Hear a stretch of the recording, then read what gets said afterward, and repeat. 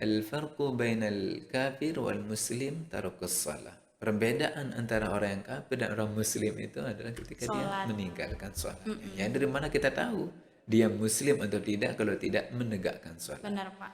Jadi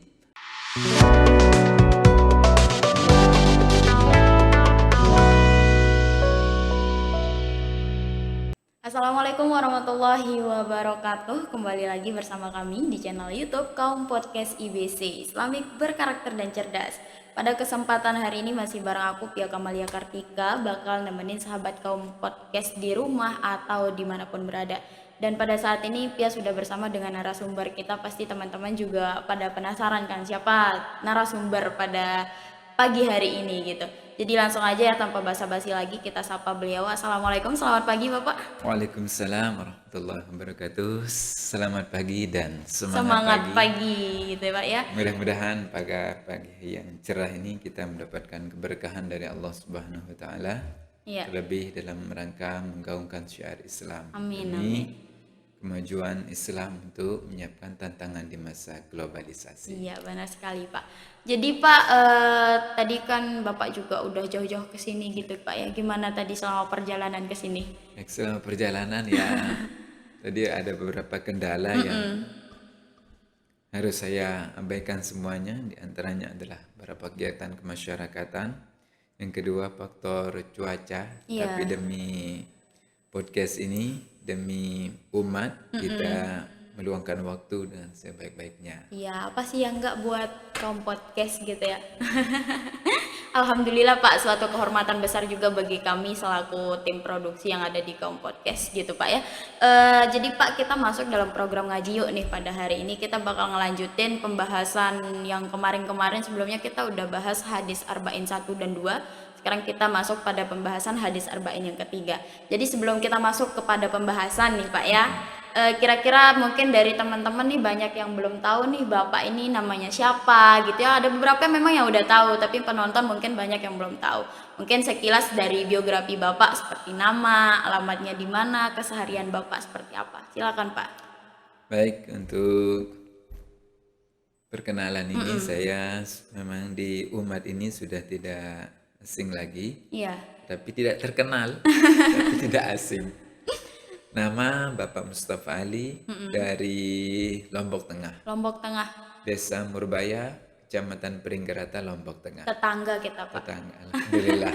Nah, sekarang saya tahu kita tetangga. Iya. Beberapa tahun kita ketemu di kampus, nah, ternyata sekarang saya tahu Oke, alhamdulillah Bang. Mbak adalah tetangga sebelah kita. Iya. Di sehari-harinya ngisi perkuliahan di Universitas Muhammadiyah, Fakultas Agama Islam, program studi pendidikan guru Madrasah Ibtidaiyah. Dan di masyarakat kita juga melakukan pembinaan dari anak-anak untuk LPTQ-nya, dari remaja-remaja untuk kajian-kajian hadis, Al-Quran dan beberapa kitab Nahu, dan kajian untuk bapak ibu-ibu yang sudah agak sepuh yang di sana untuk mengisi kelowongan waktu mereka. Itu. Jadi itu keseharian Bapak selain menjadi pengajar di Universitas Muhammadiyah Mataram. Oke Pak, kita bakal masuk nih pada pembahasan di hadis Arba'in yang ketiga Pak nggih. Jadi sebelum masuk pada topik tanya jawab nih Pak, kira-kira isi hadis dari hadis Arba'in ketiga itu seperti apa Kak? Kita kan bakal ngaji bersama nih Pak gitu. Silakan Pak. Baik. Bismillahirrahmanirrahim. Alhamdulillah rabbil alamin wa bihi nasta'inu ala umuri dunya waddin. Asyhadu an la ilaha illallah wahdahu la syarika lah wa asyhadu anna Muhammadan abduhu wa rasuluh. Allahumma salli wa sallim wa barik ala nabiyyina Muhammadin ibni Abdullah wa ala alihi wa ashabihi wa mawalah ma ba'du. Para pendengar yang dirahmati Allah, pada program kita ngaji di podcast ini kami akan membahas hadis pada kitab Arba'in An-Nawawi. Tapi sebelumnya alangkah baiknya karena kitab Arba'in An-Nawawi ini sangat populer di Indonesia. Iya. Tetapi jarang ada yang tahu kenapa diberi gelar An-Nawawi. Apakah nama orangnya atau siapa An-Nawawi ini? Dan Iya. jarang sekali yang mengupasnya. Jadi kalau kita kembali ke sejarah, jadi An-Nawawi ini bukan nama orangnya. Bukan nama orang, Pak. Bukan nama orangnya. An-Nawawi ini adalah nama kampung dari pengarang kitab, Pengarang penyusun kitab. kitab. Sebenarnya ini bukan karangan kitab, tapi eh, Imam An-Nawawi itu menyusun, menggabungkan, memilih, memilah hadis-hadis Nabi sebanyak 40 hadis dan ditambah menjadi 2 hadis, 42 hadis sebenarnya. Tapi yang populer adalah 40 hadis. 40 hadis. Jadi An-Nawawi itu adalah nisbah, nama desa. Jadi asal An-Nawawi itu adalah dari pengarang kitab ini namanya Yahya bin Syaraf. Yahya bin Syaraf Yahya nama bin Syaraf pengarangnya. nama orangnya, Yahya nama orangnya, Syaraf itu nama bapaknya. Seorang yang soleh yang ada di daerah Nawa. Jadi daerahnya namanya daerah Nawa dan pengarangnya namanya Yahya. Jadi kata Nawa dinisbahkan dengan iya, namanya ya nisbah, misalnya menjadi An-Nawawi. An-Nawawi. Arba'in An-Nawawi. Jadi kalau Indonesia kebangsaan kita Indonesi, Al-Arabi, seperti itu. Jadi namanya ya nisbah. Sehingga kitab ini populer dengan Arba'in Nawawi. Iya. Arba'in ini 40 hadis yang dikumpulkan oleh Imam Yahya. Yahya bin Syaraf menjadi satu kumpulan hadis terbaik yang sahih yang bisa diamalkan. Sampai sekarang ini hadis yang paling populer di kalangan umat muslim sedunia. Jadi Imam Yahya bin Syaraf ini lahir pada tahun 631 Hijriah di bulan Muharram. Desanya kira-kira terletak di desa Suriah Damaskus, 60 kg dari ibu kota Damaskus. Iya. Nah, di Imam An-Nawawi, Yahya bin Syaraf ini setelah berumur 18 tahun dia hijrah ke Damaskus untuk menuntut ilmu yang lebih luas lagi di tokoh-tokoh terkemuka di zaman itu. Baik, dan di antara hadis yang dikumpulkan oleh Imam Yahya bin Syaraf di dalam kitab An-Nawawi ini, di antaranya kita bahas adalah hadis yang ketiga. Hadis yang ketiga pada hari ini ya, Pak ya? Iya, pada hari ini. Baik. Bisa kita bacakan langsung ya. Nggih, Pak, silakan. Baik. Al-haditsus sadis, hadis yang ketiga. An Abi Abdurrahman Abdullah bin Al-Khattab radhiyallahu taala anhuma qala. Jadi hadis yang ketiga ini diriwayatkan dari Abi Abdurrahman. Abi Abdurrahman ini namanya Abdullah ibn Al-Khattab radhiyallahu taala anhuma. Jadi ini adalah anak daripada Umar bin Khattab. Dia yang meriwayatkan hadis ini. Qala, dia berkata, sami'tu Rasulullah sallallahu alaihi wasallam yaqul. Nah, Abi Abdurrahman mendengar sabda Rasulullah sallallahu alaihi wasallam yang isinya bunyal Islamu ala khamsin. Dibangun Islam itu atas 5 pondasi, atas 5 perkara, 5 rukunnya. Yang pertama, syahadati an la ilaha illallah. Pertama, mengucap 2 kalimah syahadah. Mengucap dalam arti penyaksian.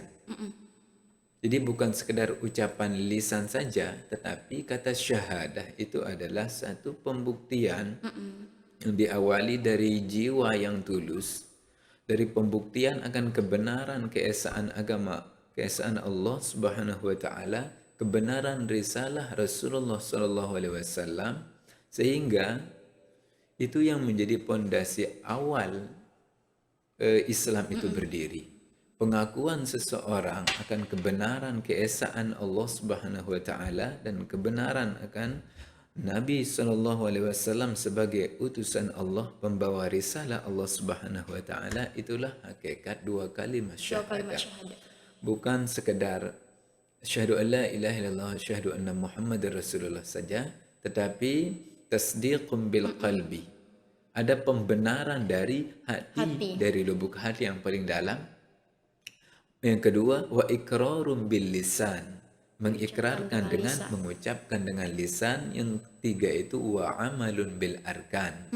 Ini pada konsep yang sangat penting ada al amalu bil arkan, menjalankan dengan segenap zahiriah kita, melaksanakannya. Itu yang pertama. Inilah hakikat atau makna yang terpenting kita pahami dari dua kalimat syahadat itu tadi Pak ya. Yang kedua, wa iqamis salah, mendirikan salat. Jadi di sini kata iqami bukan menggunakan kata if'alis salah atau yaf'alis salah. Jadi kata iqam, qiyam, qama yaqumu qiyam, iqamatis salah, menegakkan salat, mendirikan salat, menjadikan salat menjadi kepribadian diri. Iya. Namanya mendirikan salat. Jadi kita berusaha diri kita menjadi orang yang soleh, silah. Jadi soleh itu dalam arti yang lebih luas, bukan dalam arti menunaikan solat 5 waktu saja, tetapi nilai-nilai yang ada di dalam solat 5 waktu itu menjadi kepribadian diri. Itu ya, mendirikan solat. Kalau tidak begitu, maka orang itu masuk dalam tataran mengerjakan solat saja. Makanya di dalam Al-Quran dijelaskan, fawailul lil musallin allazina hum an salatihim sahun. Jadi kata an salatihim itu lebih kepada pengerjaan ritualnya saja tanpa menghadirkan iqamis salah, menghadirkan jiwa dari dalam dirinya, tanpa memahami nilai-nilai yang terkandung di dalam salat itu. Makanya di dalam surat Al-Mu'min dijelaskan, qad aflahal mu'minuna allazina hum fi salatihim khashi'un. Berbahagialah orang-orang yang beriman, ya, karena imannya itu yang membawa dia masuk ke dalam sholatnya.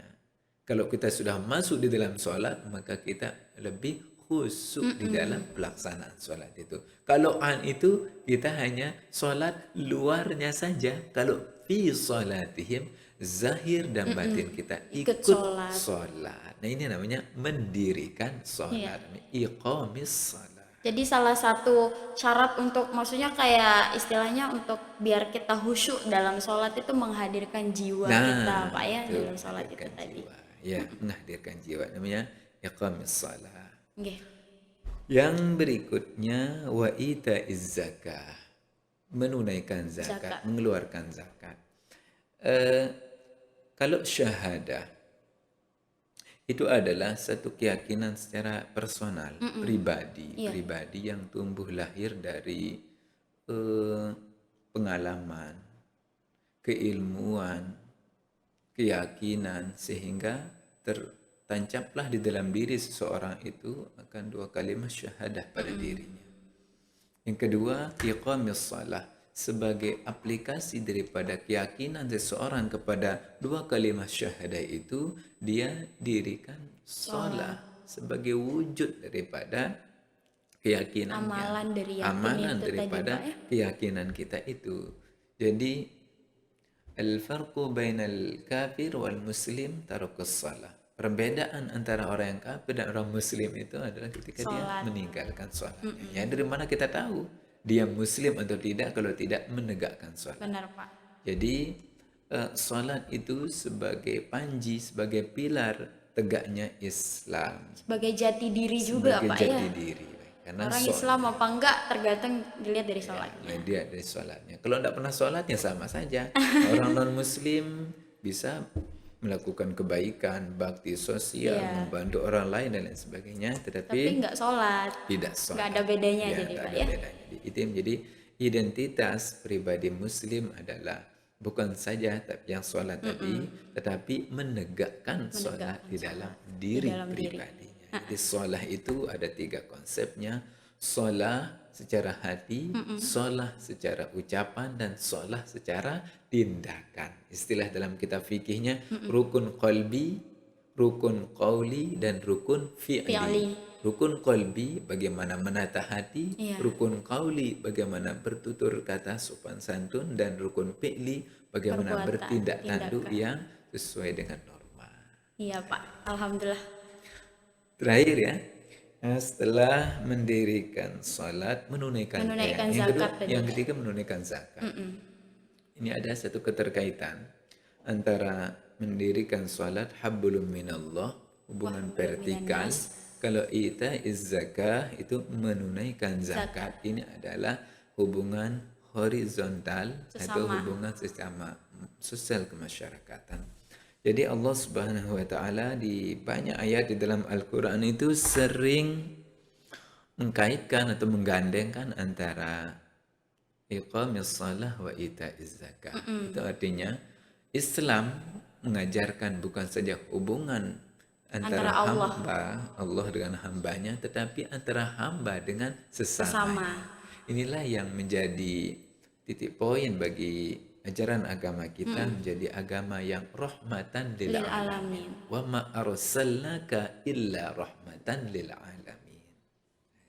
Yang keempat itu wahajil baiti, dan haji ke Baitullah. Ada di hadis yang lain mendahulukan shaumi Ramadan, tapi ini karena hadis ini memang begitu riwayatnya dari Abi Abdurrahman, ya tidak apa-apa. Wahajil baiti, dan haji ke Baitullah. Iya. Ini menjadi rukun Islam sebagai bentuk solidaritas Islam sedunia. Jadi haji itu bukan perkara mampu tidak mampunya orang di sana, tetapi Allah Subhanahu wa taala memasukkan ibadah haji, ritual haji menjadi arkanul Islam sebagai wujud daripada persatuan umat Islam sedunia, Sedunia, Pak. seluruh dunia. Jadi Allah Subhanahu wa taala menciptakan manusia bersuku-suku, berbangsa, berbahasa, beragam warna kulit, suku, bahasa dan agama. Nanti di pelaksanaan ibadah haji itu mereka bertemu. Bersatu itu adalah kekuatan tonggak kekuatan Islam sepanjang zaman. Jadi semua masyarakat dunia yang beragama Islam berkumpul di Padang Arafah yang kemarin ini udah beberapa hari yang lalu sedang ditunaikan itu. Berarti itu salah satu gambaran juga ya Pak pada hari akhir nanti gitu, tanpa ada ras, budaya dan segala macam kedudukan, itu kedudukannya tuh sama di mata Allah gitu Pak ya. Sama. Ya begitu. Jadi satu gambaran kita berkumpul di mahsyar itu seperti orang yang sedang wukuf di Arafah itu. Semua orang apapun jabatannya, pangkat jabatannya di masyarakat, di tempat dia kerja, sama menggunakan dua helai kain ihram tanpa menutup kepala sebagai topi kehormatannya, atau di pundaknya tidak ada apa istilahnya, pangkat di pundaknya tidak ada, pundaknya kelihatan. Itu menunjukkan bahwa Islam itu memandang rata semua penduduk di atas dunia, yang membedakannya adalah ketakwaannya kepada Allah Subhanahu. Amal ibadah Pak nggih. Yang terakhir adalah wasaumi Ramadan, dan puasa di bulan Ramadan. Puasa di bulan Ramadan sebenarnya pembahasannya lebih dahulu daripada wahajil baiti. Tapi di hadis ini memang saumi Ramadan ditaruh di nomor 5. Iya. Puasa Ramadan pada dasarnya memiliki keterkaitan dengan zakat. Jadi orang-orang yang puasanya tidak lengkap, seperti orang-orang tua yang sakit, orang yang sedang di dalam satu kondisi yang tidak memungkinkan untuk berpuasa karena faktor usia, puasa itu bisa diganti dengan zakat, membayar fidyah. Nah, itu mirip-mirip ya. Jadi puasa Ramadan dengan zakat itu adalah, puasa Ramadan itu lebih kepada perbaikan secara personal untuk merasakan bagaimana berempati, merasakan apa yang dirasakan oleh orang lain di bawah kita, Pak, ya. Baik, itulah singkatnya isi daripada hadis ketiga, yaitu bagaimana Islam itu tegak jika 5 pilar itu sudah ada di dalam diri, dilaksanakan oleh setiap Islam. Jadi itu tadi Pak ya, keterkaitan antara satu dengan lainnya. Nah, pertanyaan saya Pak ya, terkait 5 pondasi Islam itu tadi, apa kaitannya antara pondasi Islam atau rukun Islam yang satu dengan lainnya itu seperti apa sih Pak kaitannya gitu? Bicara masalah keterkaitan Iya. antara satu rukun dengan rukun yang lain itu sangat erat keterkaitannya. Satu ilustrasi kata, makanya diawali hadis ini dengan kata bunia, membangun. Jadi kata bana atau bunia, membangun itu ada satu ilustrasi ketika kita membangun satu bangunan. Ya tidak bisa langsung naik tiangnya, ya harus diawali dengan pondasi. Pondasi. Kita buat pondasi yang kokoh, pondasi yang kuat. Jadi setelah jadi pondasinya, jadi pondasinya di sini adalah 2 kalimat syahadah. Itu Iya. sudah satu pondasi yang tertancap di dalam jiwa muslim itu sendiri.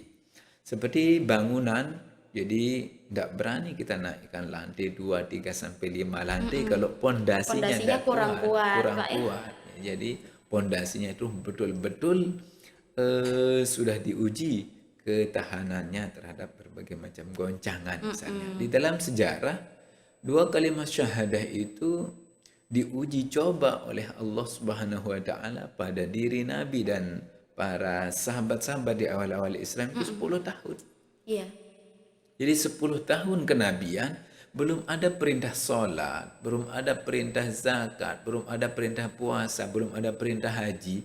Itu selama 10 tahun 2 kalimat syahadat diobrak-abrik, diuji kekuatannya, diuji ketulusannya. Nah, ini menunjukkan bahwasanya eh, semangat kepribadian kita itu harus ditempa terlebih dahulu sebelum melangkah ke jenjang berikutnya. Yang kedua, setelah pondasinya bagus, baru kita menaikkan tiangnya, pilarnya untuk menopang Bangunan selanjutnya. bangunan selanjutnya. Jadi sholat di dalam agama Islam menjadi tiang seperti tiang di dalam bangunan. Jadi setelah jadi tiangnya, lebih banyak tiangnya lebih kuat ya menopang. Iya. Kalau zakat, zakat itu kebersihan, mengajarkan kebersihan. Di dalam bangunan itu zakat itu seperti pintu, jendela, bagaimana ventilasi udaranya, kita bisa keluar masuk, bisa membersihkan kotoran dan lain sebagainya biar udaranya tidak pengap. Kalau puasa itu ibarat tembok, Benteng Pak. bentengnya as-saumu junnatun, puasa itu adalah perisai. Jadi kalau bangunan tidak ada temboknya ya tidak bisa, Sia-sia, nggak bisa bersih, nggak Pak, ya? bisa bersih juga, tidak bisa ditempati Iya, dan benar, lain Pak. sebagainya. Kalau haji yang terakhir itu haji adalah atapnya. Di dalam bangunan haji adalah atapnya. Maksudnya haji itu adalah satu naungan Islam secara menyeluruh di seluruh dunia itu dapat kita saksikan kekuatan, keagungan agama Islam itu. Jadi kalau agama-agama yang lain tidak seperti itu persatuannya dibandingkan dengan agama Islam yang kita yakini pada saat ini adalah benar-benar datang dari Allah Subhanahu wa taala. Inna dina indallahil Islam. Itu tadi Pak ya, keterkaitan antara rukun Islam yang satu dengan lainnya. Kemudian nih untuk selanjutnya nih Pak, kalau di dunia pendidikan mengingat latar belakang Bapak sebagai pendidik dan pengajar Pak ya, kira-kira dari 5 pondasi atau 5 rukun Islam itu tadi seberapa besar sih urgensinya bagi dunia pendidikan gitu Pak? Baik, kalau kita kaitkan hadis ini ke dalam dunia Iya. pendidikan,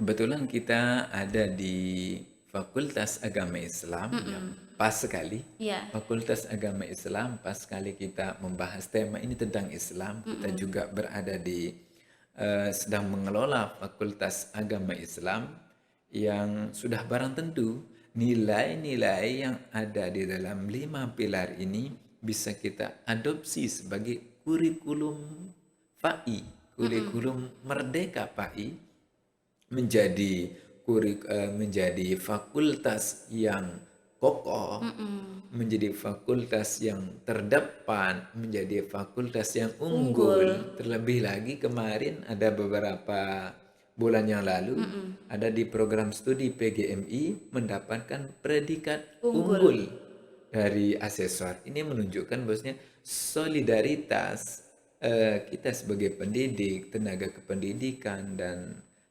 beberapa hal yang terkait di dalam dunia pendidikan harus solid seperti rukun Islam yang 5 tadi, Iya, mulai dari kehadiran hati, ketulusan jiwa para pengampu kebijakan, dekan, wakil dekan, ketua program studi, dosen-dosennya dan mahasiswanya adalah bertitik tolak dari kebersihan hati untuk menuntut ilmu agama. Laksana itu syahadah itu. Ada satu kebaikan yang dilihat di dalam Fakultas Agama Islam sehingga siapa yang berkecimpung di dalamnya bukan saja menjalankan tugas Ceturdharma atau Tridharma perguruan tinggi, tapi lebih urgen dari itu adalah bagaimana kita melakukan syiar Islam itu sendiri. Mengamalkan dari rukun Islam yang 5 itu tadi, Pak ya. Itu sendiri. Jadi di dalam Fakultas Agama Islam ada program studi PGMI, Bahasa Arab, Komunikasi Penyiaran Islam sama Ekonomi Syariah. Itu sebenarnya sudah menjadi include rukun iman yang 5 itu ada di sana. Tadi, Pak ya. Misalnya zakat udah masuk ekonomi syariah. Untuk pemahaman agama itu bahasa Arab.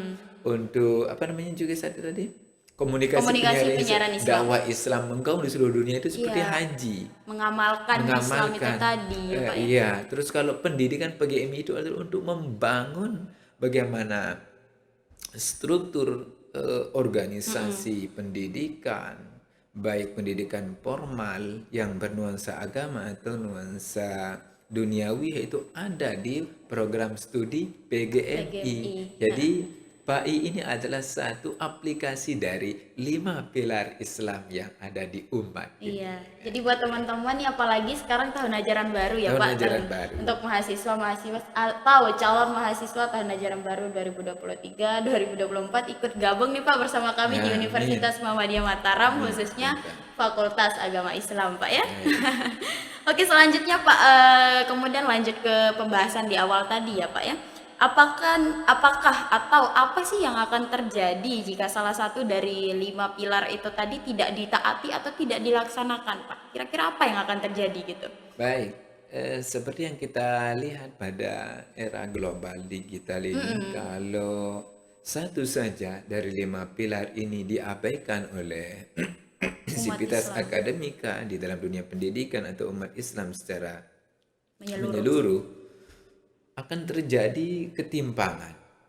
Misalnya dia hanya melakukan sholat 5 waktu, tetapi keyakinannya lemah, syahadahnya tidak ada, kekuatan batinnya tidak ada, akan cepat tergerus oleh era globalisasi yang dapat mengarahkan dia kepada jalan-jalan yang tidak baik atau yang menyimpang dari aturan yang sebenarnya. Seperti yang kita lihat di beberapa media saat ini, beberapa aliran baru muncul dalam tanda kutip keluar dari garis yang sudah kita pahami dari dulu, yang sudah diakui kebenarannya oleh ulama-ulama kita di Indonesia. Itu yang terjadi. Zakat misalnya, tidak ada yang mau berzakat, maka yang terjadi adalah terjadinya yang kaya, yang miskin akan tetap miskin. Jadi zakat itu adalah satu nilai rasa kemanusiaan untuk berbagi di antara sesama. Apalagi haji, walaupun haji itu adalah sekali setahun, tetapi memberikan satu energi batin, menunjukkan bahwasanya Islam itu adalah agama yang solid, yang dapat kita lihat di seluruh dunia. Tidak ada agama yang sesolid seperti agama Islam. Itu yang akan terjadi. Jika haji dihapus oleh pemerintah misalnya, maka akan terjadi kegaduhan, pertikaian, akan terjadi peperangan, malah bisa terjadi peperangan. Karena ada apa ini? Haji kok dibatalkan, haji kok ditunda-tunda dan lain sebagainya. Puasa, walaupun puasa itu dalam tataran ibadah mustaqillah, ibadah sendiri-sendiri, tapi itu perlu. Ibadah puasa atau shaum Ramadan itu kalau tidak dilaksanakan oleh umat Islam misalnya, kepekaan jiwanya akan berkurang. Iya. Jadi puasa Ramadan itu adalah untuk melatih kepekaan jiwa, mengasah bagaimana empati simpati kepada lingkungan sekitar. Bagaimana merasakan orang yang sedang kelaparan, yang tidak punya bahan makanan dan lain sebagainya. Setelah melakukan ibadah puasa, oh ternyata Gini loh rasanya. gini rasanya tidak orang yang tidak makan seharian dan lain sebagainya. Jadi kepekaan sosial yang sangat ditumbuhkan dalam pelaksanaan ibadah puasa Ramadan. Jadi itu tadi Pak ya, terkait bagaimana sih jika salah satu di antara 5 pondasi itu tidak dikerjakan, apalagi sekarang zaman media Pak ya, digitalisasi. Kalau iman kita nggak kuat-kuat, apalagi sekarang kultur itu ya Pak ya, budaya Barat itu masuk melalui arus digital gitu Pak ya. Jadi apalagi buat adik-adik kita gitu yang masih kecil Pak ya, sekarang kan udah bisa main HP, YouTube segala macam. Jadi perlu kita istilahnya kayak penyaringan juga Pak ya buat adik-adik kita dan semacamnya. Jadi itu tadi Pak ya. Nah, apa kira-kira nih terakhir Pak nggih, kira-kira hikmah atau intisari dari pembahasan dari awal sampai akhir itu seperti apa Pak kira-kira untuk saat ini? Baik, ya bisa dikatakan ini sebagai satu intisari atau penutup dari tema kita pada pagi hari ini, bahwasanya rukun Islam, arkanul Islam, rukun Islam itu adalah menjadi satu gambaran sederhana tetapi sangat penting, sangat urgen. Iya Pak. Seperti Pancasila, 5 sila. Panca indera, 5 indera kita. Iya. Jadi mulai dari kehadiran hati kita, sholat kita, puasa kita, zakat kita, dan haji yang dilakukan oleh orang yang mampu, mirip-miriplah seperti nilai yang tertuang di dalam Pancasila. Contoh, Pancasila, ketuhanan yang Maha Esa, misalnya cocok dengan 2 kalimat syahadat, penyaksian akan keesaan Allah Subhanahu wa Ta'ala. Sila kedua, sila ketiga, sampai sila kelima itu mirip-mirip, ada keterkaitan hukumnya, keterkaitan prakteknya di dalam dunia Islam atau dunia secara global. Apabila nilai-nilai pondasi Islam yang 5 dipraktekkan di dunia ini, dipraktekkan di kampus ini, dipraktekkan di dalam negara kehidupan ini, sehari-hari apalagi di kehidupan sehari-hari, Allah Subhanahu wa Ta'ala akan menurunkan keberkahan. Walau anna ahlal qura amanu wattaqau la fatahna alaihim barakatim minas samai wal ard. Jika penduduk satu negeri, satu daerah, satu kota, satu desa, atau satu sivitas akademika didasarkan atas dasar iman dan takwa, saya Allah Subhanahu wa Ta'ala sudah berjanji akan menurunkan berkah dari langit dan mengeluarkan berkah dari bumi. Mungkin itu yang dapat kita simpulkan dari pembahasan kita tentang hadis Al-Arba'in, hadis yang ketiga ini, bagaimana tata cara menata hati, menata diri, dan menata sosial kemasyarakatan kita. Mungkin itu menjadi 3 hal penting yang tergabung di dalam 5 rukun Islam itu tadi. Jadi itu untuk pembahasan kita kali ini ya Pak ya, terkait hadis Arba'in yang ketiga, dan alhamdulillah banyak sekali yang udah kita bahas dan dapatkan ilmu yang bermanfaat dari Bapak Ali sendiri Pak. Terakhir Pak, dari kesimpulan itu tadi, alhamdulillah ya, keutamaan dari Islam itu sendiri banyak sekali teman-teman, dan salah satunya itu Allah itu mempermudah umat Islam ya Pak ya, tanpa mempersulit. Misalkan kalau kita nggak mampu buat haji, ya kita lakukan sholat gitu Pak ya. Apalagi dalam salah satu ada sunnah yang memberikan pahala gak sebesar ganjaran ibadah haji Pak ya. Itu dilakukan sebelum sholat subuh ya Pak ya, kalau tidak salah. Nah, untuk teman-teman terakhir Pak ya, sekali lagi untuk teman-teman sekarang kan udah masuk apa ya istilahnya kayak tahun ajaran baru buat mahasiswa baru untuk teman-teman yang mau bergabung karena masih periode pendaftaran di bulan Agustus terakhir. Jangan lupa gabung bersama kami di Universitas Muhammadiyah Mataram Fakultas Agama Islam khususnya. Dan apa ya? Apa Bapak?